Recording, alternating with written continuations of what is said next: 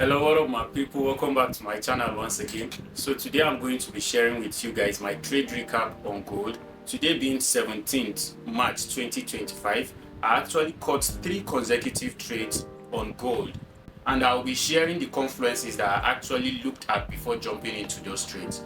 And also I'll be sharing my strategy rules on this particular video. So join me on my screen so that I can show you these sweet sniper entries on gold that I actually caught on the 17th of March 2025. So join me on my screen. So welcome back to my screen, guys. Like I said, I was going to be explaining how I actually caught these 3 consecutive trades on gold. These 3 consecutive trades on gold.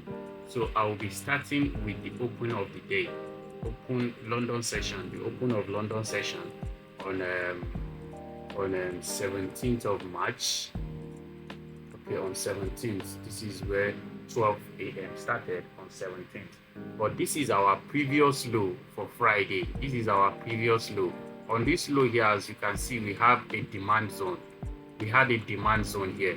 So when I saw this demand zone over the weekend, I knew that the market was going to sell first before we see an impulsive move of a buy. But irrespective, while I was looking at all of that, I knew I wanted to use my SMC strategy on this particular market movement. So what did I actually look at first? I look at my first break of structure. I have the first break of structure here. I have my imbalance and I have my order block. Now, the next thing we are looking at is also inducement. Can you see this candle? This candle came as if it was going to mitigate this particular demand zone here. But irrespective, it didn't get here. We also have some equal lows that are resting below those inducement and the demand zone. So what happened here? I've always said this. What happened here? We saw a rally down momentum that actually brought the market to this demand zone, and after it mitigated this demand zone, what did it do? It gave us a nice reaction, left the demand zone, and still came back to actually retrace back into this demand zone. So after all of this, what did I actually look at? I actually used 2 strategies. I used both alchemy strategy and SMC strategy. So for my alchemy strategy on the 4-hour time frame, I actually have this candle here, this closed candle here, that's the CL, the closed candle here. I knew that this closed candle is coming to get mitigated before we actually sell again. I know it's going to be very hard for you guys to understand what I'm saying here about this particular level, but this is actually a resistance level. And I knew that on the 4-hour, this is actually also a resistance level. So I knew that when the market comes here, we are going to see a lot of reactions that would actually sell that market back into this particular zone. So now when I saw that, I actually left my sell limit here, and the moment the market came, it tapped me in.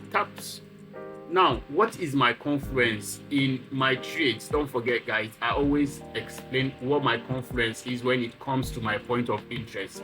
Liquidity sweep above my point of interest. You might not be seeing this liquidity sweep, but it actually swept this liquidity a little. This is my first tap. This is when the market brought me into the market. This is where the market actually tapped me in. I saw some reaction, and the market still went back again, still swept this top liquidity here. The moment I saw that swept of liquidity, I knew the market was going to come with high momentum. So now when I got this particular run to this particular zone, so let me show how I actually caught it. I caught this zone, from this particular zone to this zone. That was where I caught my first trade. So now after this, my first trade, what am I looking at again? I will use my Fibonacci retracement tool. If you don't know how to use Fibonacci retracement tool, I actually uploaded a video recently. You can actually watch that particular video to actually know how you can actually catch sweet trades with Fib level 2. So when I look at all of this, I knew that this is my swing high and this is my swing low here. So what did I actually do? Sorry, I would like to take this demand table here out so that you have idea of where my swing low is. So this is my swing low and this is my swing high. So what am I doing? I'll get my my fib level, and I would actually draw from this zone to this zone. So irrespective, I knew that this market was going to retrace to this particular level. So what did I also do? I looked at half of this particular candle, half of the candle. As you can see, the first level is my 0.5 level, while the second level is my 0.618, which I knew that the market is going to be hard for the market to get to this 0.618. So what did I do? I actually looked at the half of this, the 0.5, that's the 50% of this particular fib level. I looked at the 50% and I actually kept my sell limits here. So what happened again? I actually saw some reactions, but at the end of the day, the market brought the trade to me to this particular level here. So now, how did I get the third trade? How did I catch this third trade? I'll be going to my 1 minute time frame so that you understand how I actually caught this third trade. And you see the RR we got here. We got for the first trade we got 14.4, let's say 14.1 RR. The second trade we got 3.9 RR. And this third trade, I want to show you guys how I actually caught this third trade.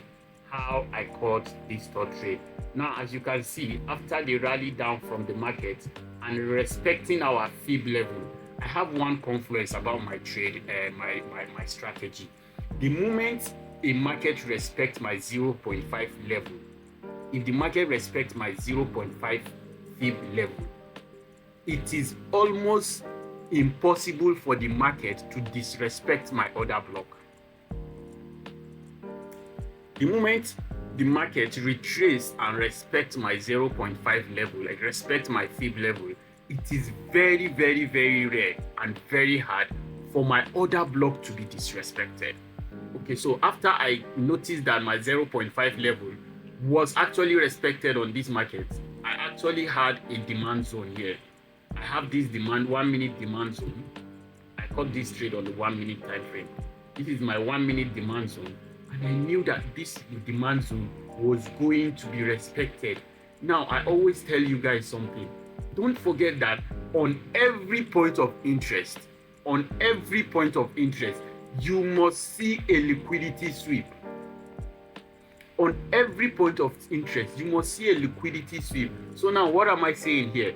The first market came in, tapped me in, but did not give me a good reaction until a liquidity was swept. Can you see this candle here?